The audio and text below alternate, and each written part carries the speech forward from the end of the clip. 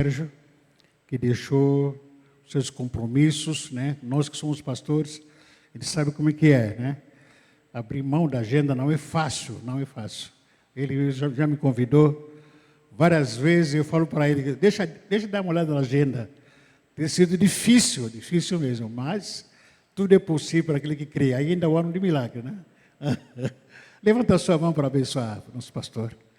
Pai, mais uma vez te agradecemos por tudo que nós temos ouvido nesse lugar, louvores, informações, orações, ofertas que foram tiradas, tudo é para louvor da tua glória. Não é para um ser humano, não é para nós, mas o louvor e a glória é para o Senhor. E também nesse exato momento que teu servo, o pastor Sérgio, se dispôs de estar aqui junto com a esposa dele, pedimos para que o Senhor continue usando a vida dele de uma forma poderosa, sobrenatural, para a manifestação da tua glória. Em nome de Jesus, amém. Amém.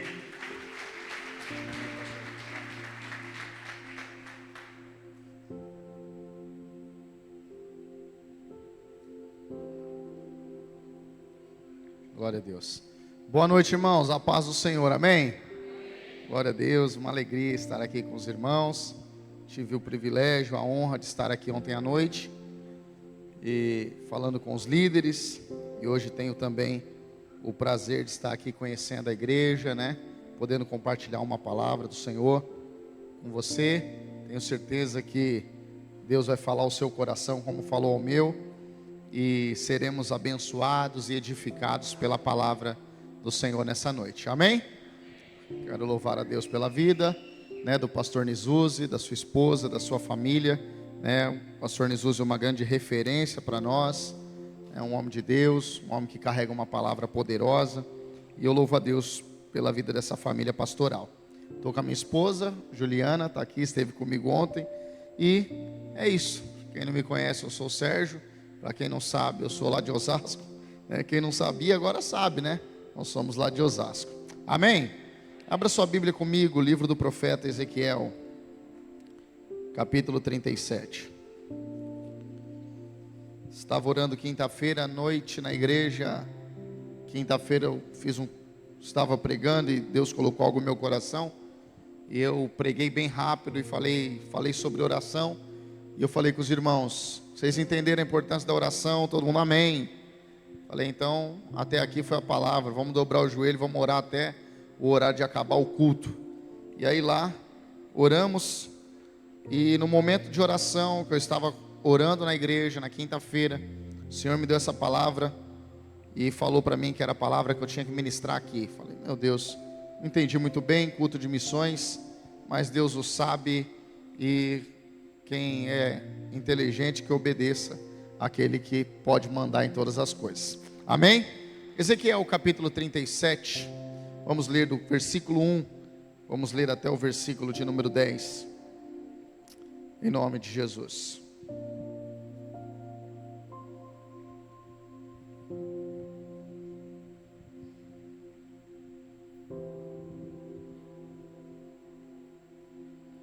Diz assim: Veio sobre mim a mão do Senhor, e o Senhor me levou em espírito e me pôs no meio de um vale que estava cheio de ossos, e me fez andar ao redor deles, e eis que eram muito numerosos sobre a face do vale, e estavam sequíssimos. E me disse, filho do homem, poderão viver esses ossos? E eu disse, Senhor Jeová, tu o sabes. Então me disse, profetiza sobre estes ossos, e dize-lhes, ossos secos, ouvi a palavra do Senhor. Assim diz o Senhor Jeová a estes ossos: eis que farei entrar em vós o espírito, e vivereis, e porei nervos sobre vós, e fareis crescer a carne sobre vós, e sobre vós estenderei pele, e porei em vós o espírito, e vivereis, e sabereis que eu sou o Senhor. Então profetizei como se me deu ordem. E houve um ruído quando eu profetizava, e eis que se fez um rebuliço, e os ossos se juntaram, cada osso a seu osso.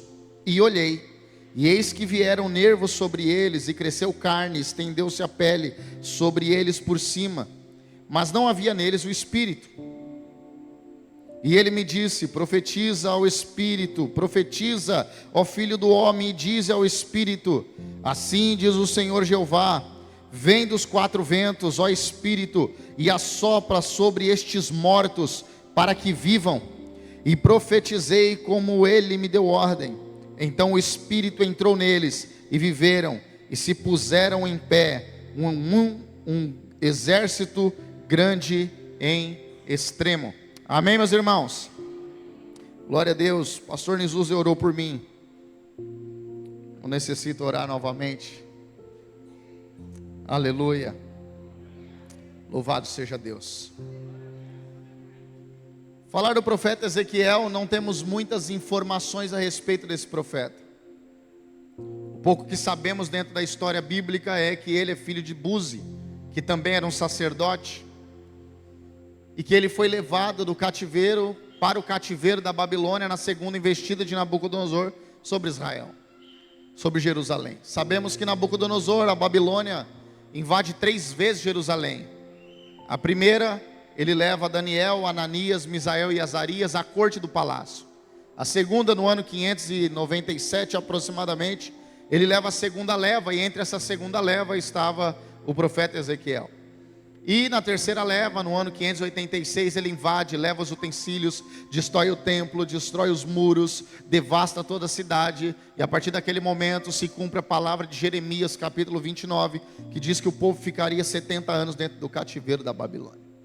Quando nós observamos a história bíblica e também o contexto de tudo aquilo que nós conhecemos das Escrituras, percebemos que por Ezequiel ser filho de sacerdote, automaticamente ele já era treinado para ser um sacerdote. Porque para ser um sacerdote era necessário nascer numa família sacerdotal. Se não nascesse numa família sacerdotal, não poderia ser sacerdote. Não adiantaria estudar, não tinha curso a se fazer. Para ser sacerdote precisava ser de uma família sacerdotal, e Ezequiel era. E como ele era de uma família sacerdotal, é muito comum que desde os 5 anos o menino judeu começasse a ter contato com toda a história dos seus patriarcas, das matriarcas, quem foram os heróis, quem foram as heroínas de Israel, e ele começa a aprender sobre a fé, ele começa a aprender sobre os mandamentos, ele começa a aprender tudo aquilo que era estabelecido na lei de Moisés. Eu imagino Ezequiel sendo tratado e preparado para ser um sacerdote e servir a nação de Israel.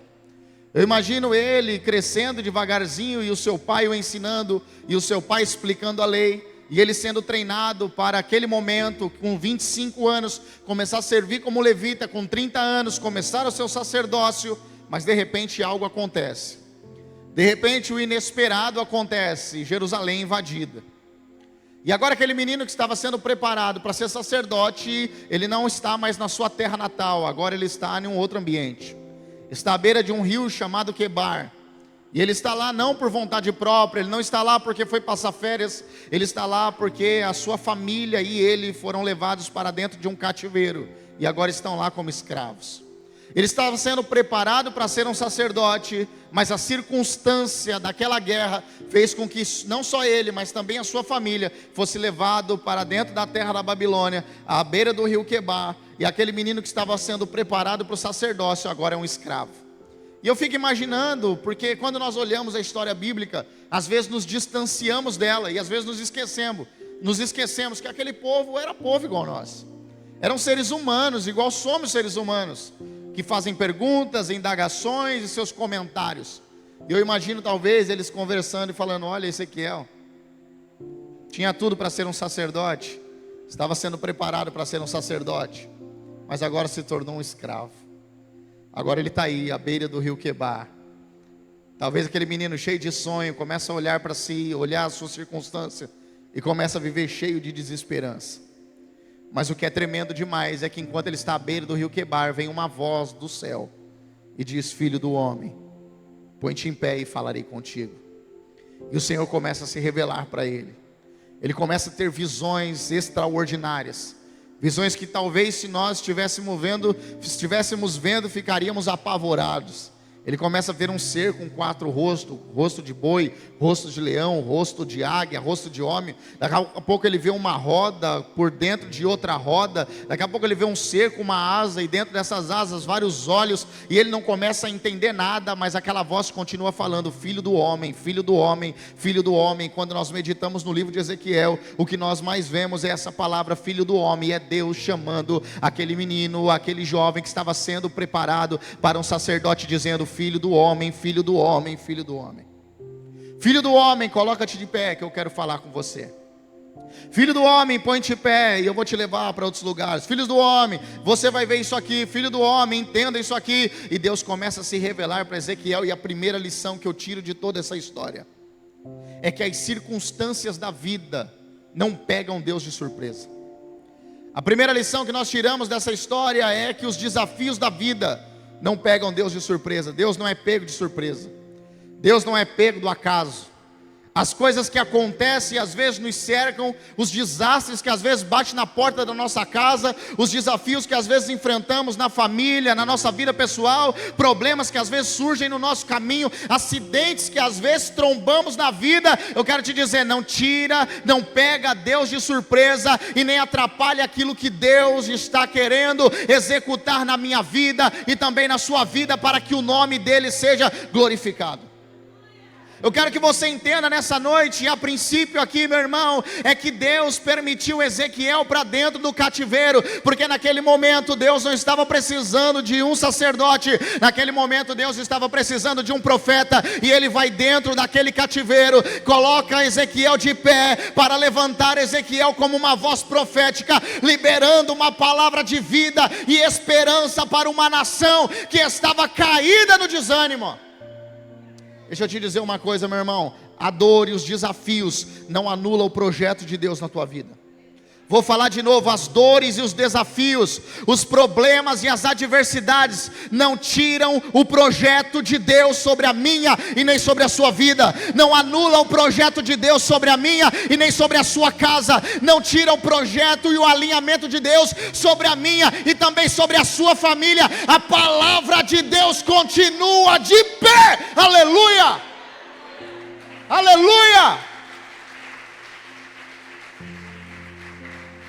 Às vezes a dor, ela arranca do nosso coração a esperança, mas mesmo diante das dificuldades, Deus continua se revelando para nós.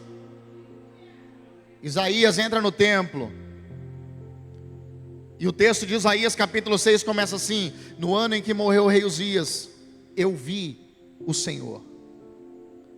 O rei Uzias era uma espécie de tio, pai-tio de Isaías. Isaías entra totalmente destruído, vivendo o seu momento de luto. Mas naquele momento ele diz: no ano em que morreu o rei Uzias, eu vi o Senhor. A dor de Isaías não o impediu de contemplar a glória de Deus. A dor de Isaías não o impediu de ele contemplar a glória e a manifestação de Deus sobre a vida dele, e a partir daquele momento chamar ele para ser o profeta das nações, aonde ele começou a enxergar o seu problema e começou a liberar uma palavra, e foi a partir daquele momento que ele se tornou o profeta que mais anunciou a obra de Cristo Jesus, inclusive a sua crucificação. Deixa eu liberar essa palavra para alguém aqui nessa noite. Talvez você esteja passando por momentos de dores, talvez você enfrentou um desafio na sua vida, um acidente bateu na tua porta e você não estava esperando para isso, e talvez o desânimo bateu no teu coração, mas a palavra de Deus para mim e para você nessa noite é: os desafios e os problemas não anulam o chamado de Deus, a glória de Deus e a manifestação de Deus sobre você e sobre a sua casa. Aleluia! Aguarda isso, meu irmão, guarda isso no teu coração. Os desafios da nossa vida nunca tiraram, nunca fizeram Deus mudar de plano. Deus continua sendo Deus. Deus continua sendo o meu Deus, Deus continua sendo o teu Deus, e Ele não é pego de surpresa. Não há nada nessa terra, meu irmão, que venha pegar Deus de surpresa. Deus não se assusta com nada, mas eu tenho uma palavra de Deus para o teu coração. Deus pode muito bem usar a tristeza, meu irmão, para glorificar o nome dEle, e colocar você de pé, e começar uma nova história na tua vida. Aleluia! Aleluia! Quando nós observamos desde o capítulo 1, começa a palavra do Senhor, e veio a minha palavra do Senhor. E veio a minha palavra do Senhor, e veio a minha palavra do Senhor, capítulo 37, e a mão do Senhor veio sobre mim. E a mão do Senhor, em espírito, me levou a um vale cheio de ossos. Ezequiel não tinha se deparado com aquilo ainda. Ezequiel é levado num ossário. Era um monte de osso. E ele diz, e veio sobre mim a mão do Senhor, e a mão do Senhor me levou a um vale cheio de ossos, e os ossos estavam todos sequíssimos. E o Senhor me disse, ande ao redor desses ossos. E eu comecei a andar ao redor dos ossos. Como é importante para nós, meu irmão, caminhar. Mesmo diante de situações e lutas que passamos, como é importante caminhar. A mão do Senhor coloca Ezequiel dentro do vale de ossos, e ele diz para ele, anda em volta. E ele começa a andar em volta. Às vezes quando nos deparamos com algo que nos assusta, nós temos a mania de parar.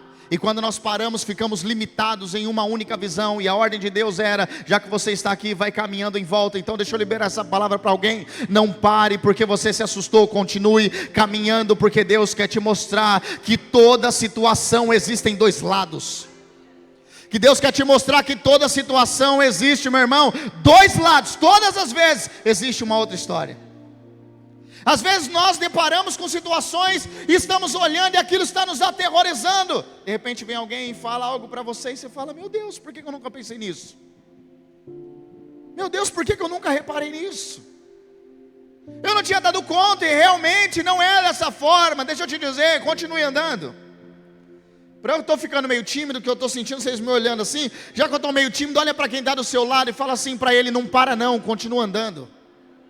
Fala assim, não é tempo de parar não, continua andando, vai andando em volta.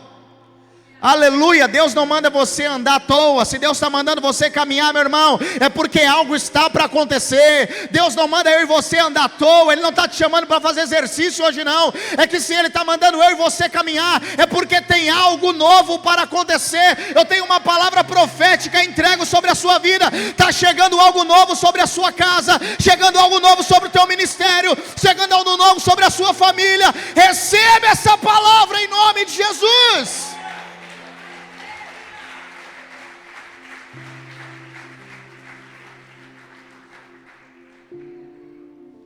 E veio sobre mim a mão do Senhor e me levou aos ossos e disse, anda em volta. De repente o Senhor me disse, filho do homem, porventura pode viver estes ossos? E eu disse, Senhor, tu sabes. E ele disse, então profetiza aos ossos, filho do homem. Ele vira para os ossos e diz, ossos secos, ouvi a palavra do Senhor. Aleluia. Ele está diante de um cenário de morte, e Deus pergunta para ele, esses ossos podem viver? Ele falou, só o Senhor sabe. E ele disse, então profetiza sobre estes ossos mortos. E ele fala, tudo bem, vou profetizar, ossos secos, ouvi a palavra do Senhor. Quer começar a viver algo novo? Começa a profetizar a palavra.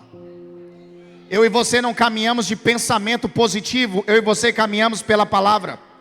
Eu e você não estamos fazendo figa na vida, eu e você estamos vivendo pela palavra. Nós não andamos com pé de coelho, nem trevos de 4 folhas. Nós andamos pela palavra. Profetiza a palavra, viva a palavra, invoque a palavra. É a palavra.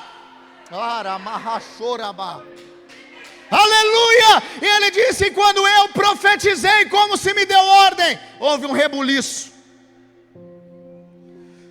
Um barulho começou. Tem uma versão que eu não lembro qual foi, não sei se foi a Schaeffer que eu estava lendo hoje, que eu estava lendo hoje, que é uma Bíblia hebraica. Mas tem uma tradução que diz assim, e houve um barulho de chocalho. Era osso batendo em osso. Porque não é aquelas imagens bonitas que nós enxergamos na internet, quando você pesquisa o Vale de Ossos Secos. Era um ossário. Era a tíbia aqui, a fíbula ali, era a patela do outro lado. Não era cada corpo separado, bonitinho, era um monte de osso. Mas quando o profeta disse, ossos secos ouvir a palavra do Senhor, ele diz que escuta um barulho, um ruído, e de repente um rebuliço. E qual era o barulho? Era cada osso juntando ao seu osso, era cada osso se juntando. A cabeça do esqueleto que estava lá do outro lado, ela saiu do outro lado, veio para cá e começou a se conectar com esse aqui. O osso do pé que estava lá do outro lado, saiu do outro lado e veio juntar aqui. Por quê? Porque quando a palavra do Senhor é liberada, Deus começa a colocar tudo no lugar. Quando a palavra de Deus é liberada, tudo que está fora do lugar começa a voltar para o lugar. Se for para Jesus, meu irmão, pode bater forte aí.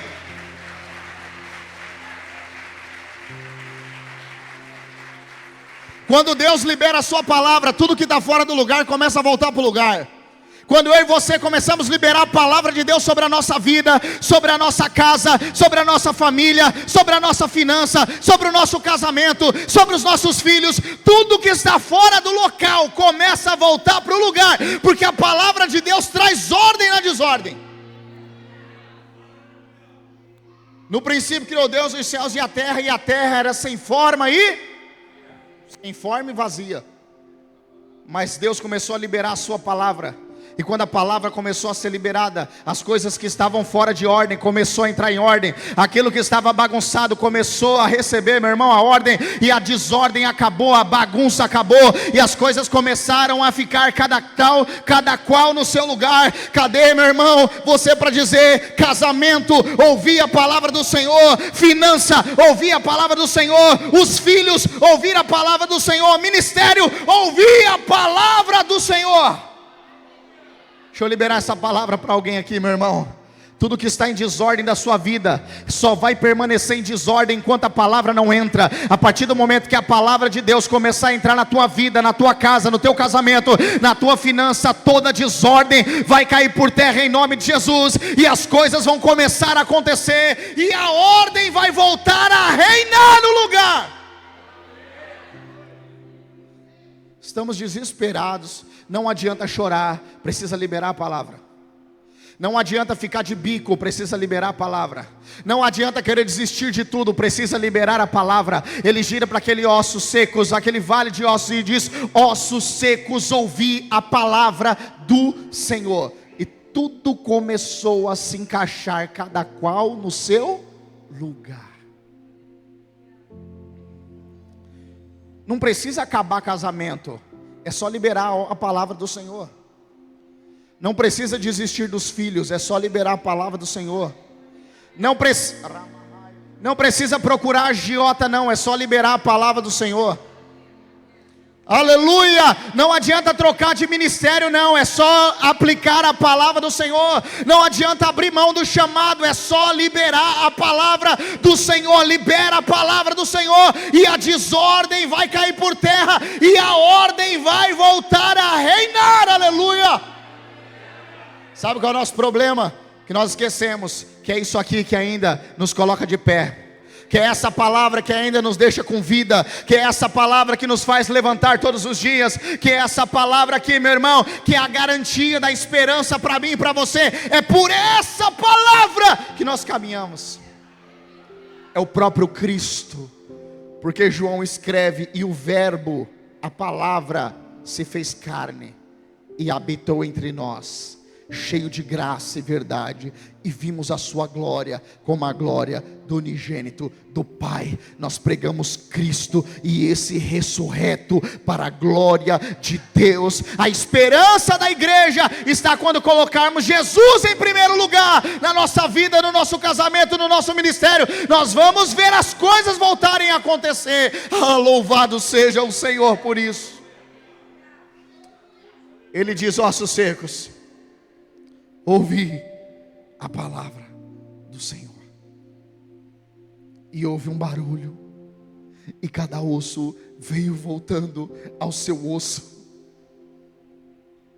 E de repente ele disse: e agora eu vou voltar e vou terminar o serviço.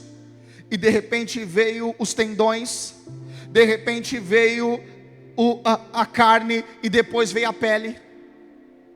Primeiro veio os tendões, depois veio a carne e depois veio a pele. O que é isso? Duas lições temos. A primeira delas é que Deus, meu irmão, Ele pode fazer o que quer, mas dificilmente Ele vai fazer tudo de um jeito, de uma vez só. Ele sempre trabalha com processos. Deus poderia dizer e olhar como Ele fez Adão e Eva, sim ou não? Fica pronto um corpo inteiro. Foi assim com Adão e Eva, foi. E no vale de ossos secos, não.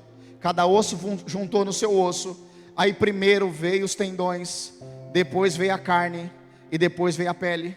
Deus poderia fazer e colocar aqueles ossos completos de pé, poderia, mas Deus não fez assim, porque nem é sempre que Deus vai agir de uma forma completa. Às vezes Deus vai trabalhar na minha vida e na tua vida por meio dos processos. E às vezes nós não entendemos, mas deixa eu te dizer, meu irmão, é no processo que Deus age, é no processo que Deus te ensina, é no processo que Deus vai movendo a sua vida. Ontem o pastor Jesus me perguntou, fiquei sabendo que você ia para Vitória. Eu falei, não fui. Ele falou, é mesmo? Eu falei, eu fui meio bocudo. E ele deu risada. E eu quero te dizer, meu irmão, que o meu processo de não ir para Vitória, para mim foi complicado. Foi dolorido. Porque eu me senti mal pela atitude que eu tive. Eu fiquei arrasado. Eu me senti arrogante, me senti soberbo, me senti vaidoso e chorei igual uma criança. Se tem uma coisa que eu tenho dificuldade é chorar. Um dia conversando com a Juliana, ela falou, amor, Deus trabalha em todas as áreas. Se Deus quisesse que você estivesse em Vitória, você estaria em Vitória. Mas tudo isso aconteceu porque Deus queria trabalhar em você. E eu acredito nisso hoje. E eu creio muito nisso hoje.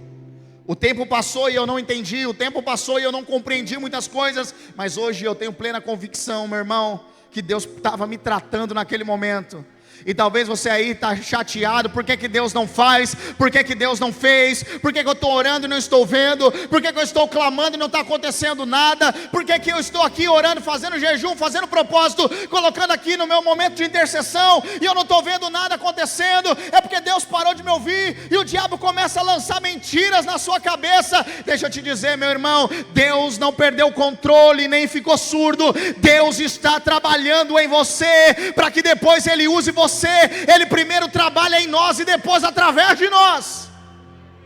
O problema é que a maioria de nós não queremos os processos.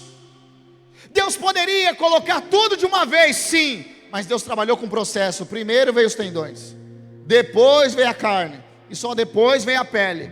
Deixa Deus, meu irmão, te ensinar. Aleluia. Eu e você achamos que estamos preparados até passarmos por determinadas situações. Quando passamos, percebemos que nem sempre estamos tão preparados como achávamos. Então Deus trabalha, Deus não pula etapa, Deus vai nos ensinando através dos processos. Talvez eu esteja pregando para a gente que está recebendo tendão hoje. Talvez eu esteja pregando para a gente que está recebendo a carne hoje. Talvez eu esteja pregando para alguém que já está na fase da pele. Mas deixa eu te dizer, não é tempo de parar e nem desistir. Por quê? Porque Deus não perdeu o controle da situação. Ele continua trabalhando em nós, para depois trabalhar através de nós. Continue orando, continue crendo. 400 anos, eu vi que tem FATEP aqui, aleluia, então o povo estuda teologia. 400 anos de silêncio. Deus não fala com o profeta, Deus não fala com o sacerdote, não tem revelação de Deus. É 400 anos que Deus não fala com ninguém. São 400 anos que Deus está em silêncio. De repente a Bíblia diz, Lucas capítulo 1, que Zacarias está orando. E Zacarias era o sacerdote, e ele cumprindo a ordem sacerdotal do seu dia. A Bíblia diz que ele está orando. De repente chega o Senhor para ele e diz assim, Zacarias, vem o anjo Gabriel e diz assim, Zacarias. Ele se assusta porque ele está lá no santuário, sozinho, fazendo o seu trabalho. De repente chega Gabriel e diz para ele, ô Zacarias. Ele se assusta e olha, e o anjo fala assim para ele, Deus ouviu a sua... Mas são 400 anos que Deus não está falando com ninguém. São 400 anos que não tem revelação, são 400 anos que não tem profecia, são 400 anos que não tem visão, são 400 anos que Deus está em silêncio. Mas quando o anjo aparece, a palavra é: Deus ouviu a sua.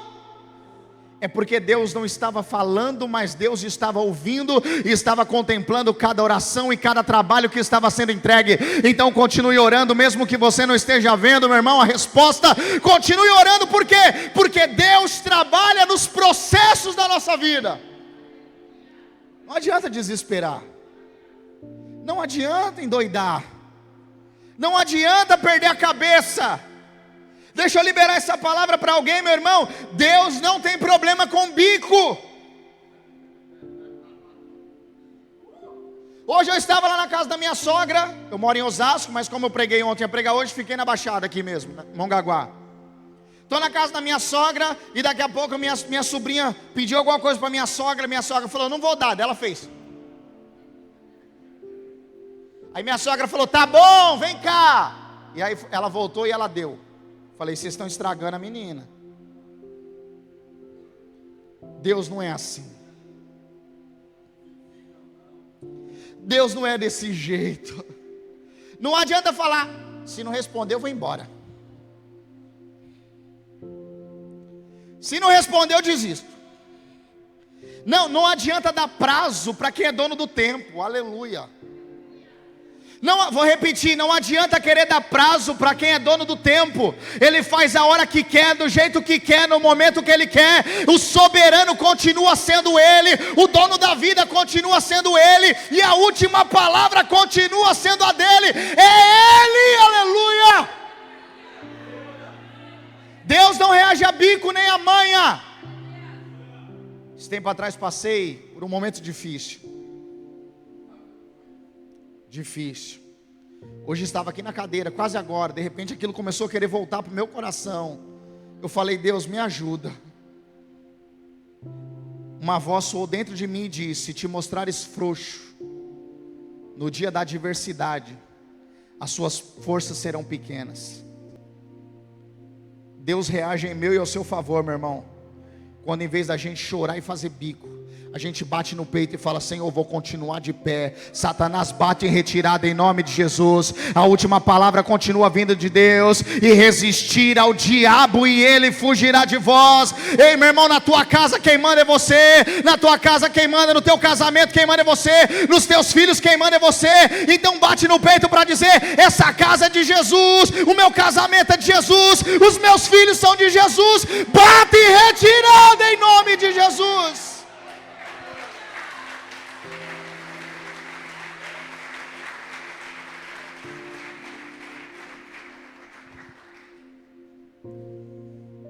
E um grande exército se formou. Aí a voz do Senhor disse: filho do homem, tem corpo, tem tendão, tem carne, tem pele, mas não tem vida. Tem aparência que está pronto, mas não tem vida. Parece um exército, mas está morto. E ele me disse: profetiza. E eu profetizei, como se me deu ordem. E dos quatro cantos veio um vento, e o Espírito entrou.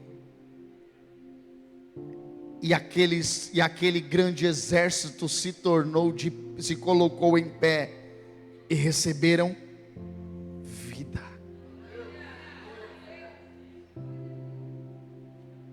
Deus não termina o trabalho enquanto Ele não acaba. Vou falar de outra forma: Deus não para de trabalhar enquanto não está pronto.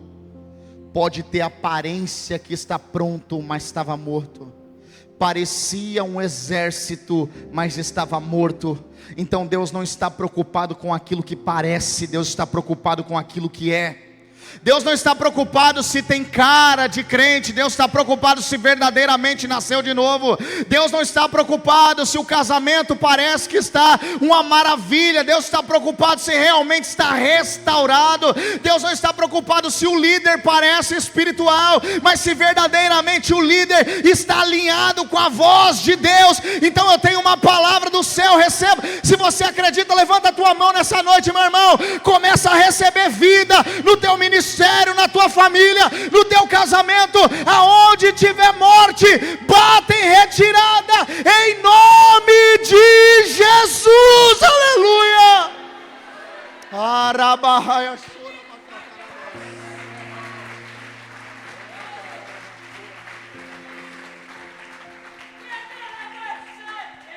Aleluia, aleluia.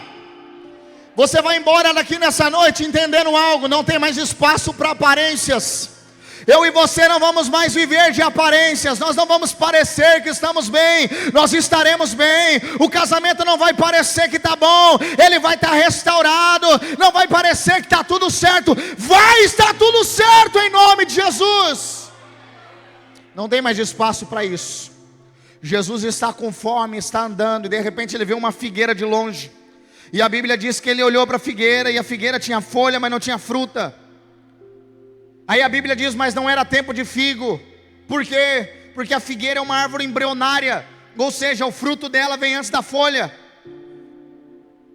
Então Jesus olhou e falou: se já tem folha, tem que ter fruto, porque o fruto vem antes.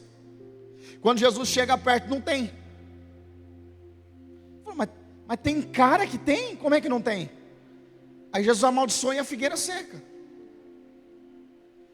Porque eu e você não fomos chamados para parecer que tem. Eu e você fomos chamados para dar comida para aquele que tem fome.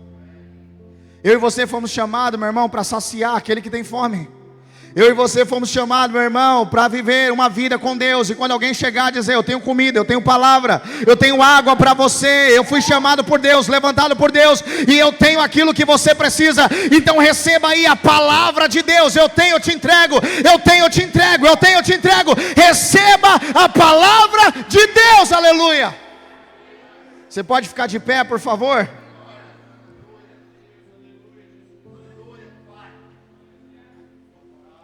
Aleluia. Vim de longe, não conheço ninguém aqui, a vida de ninguém. Mas deixa eu liberar essa palavra para você, meu irmão. Deus marcou essa noite. Deus marcou essa noite. Deus te trouxe aqui, Deus me trouxe de longe, para dizer para você: está na hora das coisas começarem a voltar para o lugar. Está na hora de cada osso juntar seu osso. Está na hora de você viver os processos. Está na hora de receber vida. Para quê? Para ter vida, aleluia. Para deixar de viver de aparência, ter vida para a glória de Deus. Deus está querendo marcar essa noite para destravar a sua vida, o seu ministério, a sua casa, e restaurar a sua família. Chega de viver de sorriso no rosto e de lágrima no coração. Ouvir a palavra do Senhor.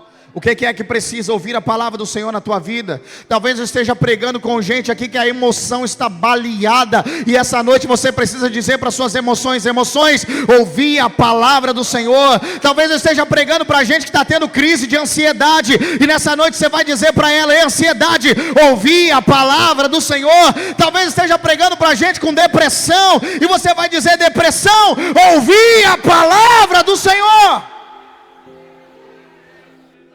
Talvez esteja pregando para gente desanimada, e você vai dizer: desânimo, ouvir a palavra do Senhor.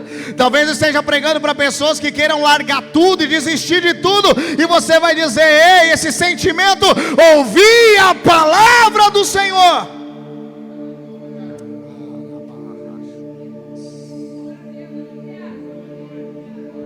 Talvez esteja pregando para gente que está preso em vício, e você vai dizer para ele nessa noite: ei, vício, ouvir a palavra do Senhor.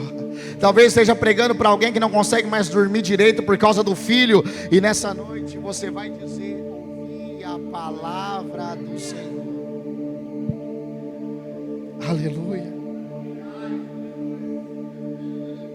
O que que você precisa de vida, meu irmão? O que que é que na sua casa está bagunçado? O que que é que na tua família está bagunçado? O que que é, meu irmão, que você está vivendo do jeito que você não espera? Fala para mim o que que está em desordem, para você começar a liberar essa palavra hoje. Não é pensamento positivo não, é ouvir a palavra do Senhor, meu irmão. E diante dessa palavra eu tenho uma palavra profética para te entregar. Receba a vida aonde está morto nessa noite, em nome de Jesus. Se você acredita, levanta a tua mão e recebe. Aonde tiver a morte, bate em retirada em nome de Jesus. Aleluia. Vamos orar. Vamos orar. Eu não sei se você quer sair do seu lugar e vir aqui na frente. Se você quiser, saia do seu lugar e vem aqui na frente. Eu quero orar com você. Se você não quiser, fica no seu lugar. Mas se quiser, vem ligeiro enquanto nós louvamos.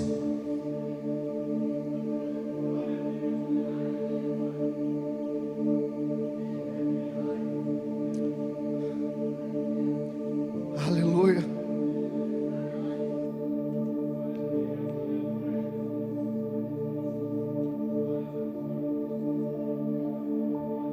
Vem pronto para viver algo novo, meu irmão. Vem pronto.